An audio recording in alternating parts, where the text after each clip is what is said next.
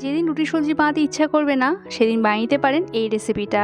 কোনো রকম মাখা ফেলার ঝামেলা নেই এবং এটা খাওয়ার জন্য আলাদা করে কোনো রকম সবজি বা তরকারিরও প্রয়োজন পড়বে না। চলুন দেখে নেওয়া যাক আজকের এই টিফিন রেসিপিটার জন্য আমি এখানে 1 কাপ আটা নিয়েছি আর এর সাথে এখানে নিয়েছি 1/4 কাপ বেসন। এই বেসনটা দিলে এই রেসিপি টেস্টটা খুব ভালো আসবে আর টেক্সচারটাও দারুণ আসবে। এই সাথে অল্প একটু নুন দিয়ে দিলাম। এবার সব কিছু শুকনো অবস্থাতেই একটু ভালো করে মিক্স করে নেব। যেহেতু এটা আমি একটা ব্যাটার তৈরি করব, শুকনো অবস্থায় মিক্স করে নিলে লাম্পসটা তৈরি হওয়ার সম্ভাবনা কম থাকে। এবার এখানে জল নিয়ে নেব আর এখানে আমি যে কাপ মেপে আটা নিয়েছিলাম সেই কাপ মেপেই 1 কাপ জল দিয়েছি। কতটা জল লাগবে আমি আপনাদের বলে দিচ্ছি বা ব্যাটারের থিকনেসটা বলে দিচ্ছি। ব্যাটারের থিকনেসটা ঠিক এরকমই হবে, একটু পাতলা হবে। আর যে কাপ মেপে জলটা নিয়েছিলাম ওই কাপের 1 কাপ জলই আমার এখানে লেগেছে। এবার এখানে দিয়ে দেবো সামান্য একটু কাঁচা লঙ্কা কুচি। যদি বাচ্চা খায় টিফিনটা লঙ্কাটা বাদ দেবেন। আর এর সাথে আমি কিছু সবজি নিয়েছি। আমার হাতের কাছে যা সবজি ছিল আমি তাই নিয়েছি, তবে আপনারা আপনাদের পছন্দ মতন সবজি দেবেন।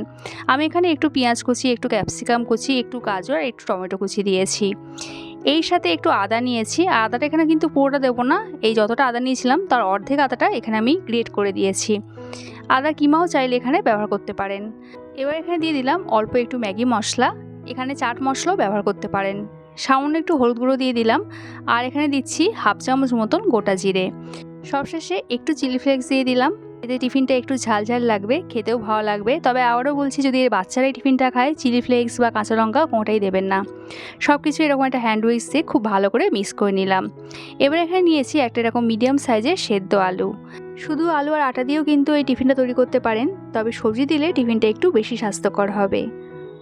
এবার আবারও সব কিছু একটু ভালো করে মিক্স করে নিলাম। আলুটা আগে দিলে মিক্সটা খুব একটা ভালো হতো না, তাই আলুটা এরকম সব শেষে দিয়ে আবার একটু মিক্স করে নিলাম। আর ফাইনাল ব্যাটার থিকনেসটা ঠিক এরকম হবে, একটু ঘন মতন হবে এই ব্যাটারটা। আর এই ব্যাটারটা কোনো রকম রেস্টে রাখার প্রয়োজন নেই, ইনস্ট্যান্ট টিফিন তৈরি করে নেব। টিফিনটা তৈরি করার জন্য এরকম একটা ননস্টিক ফ্রাইং প্যান নিয়েছি। ননস্টিক পাত্র নিলে তেলটা অনেকটাই কম ব্যবহার হয়। এখানে আমি 2 থেকে 3 চামচ মতন সাদা তেল দিয়ে দিলাম। আর তেলটা খুব ভালো মতন গরম হতে হবে, ফ্রাইং প্যানটা খুব ভালো মতন গরম হতে হবে। তারপরে গ্যাসের ফ্লেমটা একদম লোতে রেখে এখানে 2 হাতা মতন ব্যাটার আমি দিয়ে দিয়েছি। যেহেতু আমি টিফিনগুলো একটু বড় বড় সাইজে তৈরি করব, তবে আপনারা যদি একটু ছোট সাইজে তৈরি করেন তাহলে 1 হাতা করে ব্যাটার দেবেন। ব্যাটারটা দেওয়ার পর এরকম একটু স্প্রেড করে গোল শেপ মতন দিয়ে দিলাম। আর দেখবেন যেন ব্যাটারটা খুব একটা বেশি পাতলা না হয়, একটু এরকম থিকনেসটা মোটা হবে, তবে খেতে ভালো লাগবে। আর রেখে দিতে হবে 1 মিনিট মতন লো ফ্লেমে। ততক্ষণই দেখবেন ওপরটা একদম এরকম ড্রাই হয়ে গেছে। উল্টে দিলাম অপর সাইডটা হওয়ার জন্য। 30 থেকে 35 সেকেন্ডের মধ্যেই দেখবেন অপর সাইডটা সুন্দরভাবে সেট হয়ে গেছে। দেখবেন এরকম ফ্রাইং প্যান নাড়াচাড়া করলে যদি এটা নড়ে, বুঝবেন যে অপর সাইডটাও সুন্দরভাবে সেট হয়ে গেছে।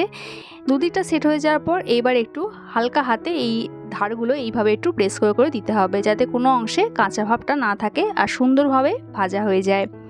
আমি আবারও একবার উল্টে দিলাম আর আপনার দেখিয়ে দিচ্ছি অপর সাইডটা কি সুন্দর হয়েছে, কি সুন্দর একটা কালার চলে এসেছে। এরকম একটা লালচে কালার চলে আসবে, তাহলে বুঝবেন যে এটা ঠিকঠাক ভাজা হয়ে গেছে। দুদিকটা সেট হয়ে যাওয়ার পর লো ফ্লেমে আরও 1 থেকে 1.5 মিনিট মতন একটু ভেজে নিতে হবে, তাতে বাইরেটা ভীষণই ক্রিস্পি হবে আর ভেতরটা ভীষণই সফট হবে, খেতে ভীষণ ভালো লাগবে। আর এখানে আমার একটা টিফিন রেডি হয়ে গেল। আরও একটা করে আপনাদের দেখিয়ে দিচ্ছি, দেখুন।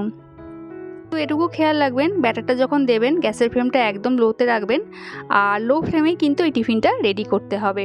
আমি এখানে একটু এরকম বড় বড় টিফিনগুলো বানিয়েছি, যাতে একটা খেলেই মোটামুটি পেট ভরে যাবে। তবে আপনারা এর থেকে ছোটো সাইজেরও করতে পারেন। আমি এখানে যে পরিমাণ আটা নিয়েছিলাম, অর্থাৎ 1 কাপ আটা নিয়েছিলাম, সেই 1 কাপ আটা দিয়ে আমার এখানে 3টে মতন এইরকম সবজির পরোটা রেডি হয়ে গেছে। আর এই সবজির পরোটাগুলো খেতে এতটাই সুস্বাদু হয় যে আপনারা এগুলো শুধুই খেয়ে নিতে পারবেন। এটা খাওয়ার জন্য আলাদা করে কোনো রকম সবজি, তরকারি, এমনকি টমেটো কেচাপেরও প্রয়োজন পড়বে না।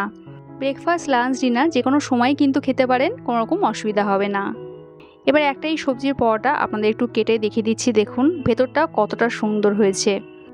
দেখুন ভেতরটা কতটা সুন্দর হয়েছে, কতটা সুন্দর সেট হয়েছে আর কতটা নরম তুলতুলে হয়েছে, একবার দেখুন। আর অনেকক্ষণ পর্যন্ত এরকমই কিন্তু নরম তুলতুলে থাকবে।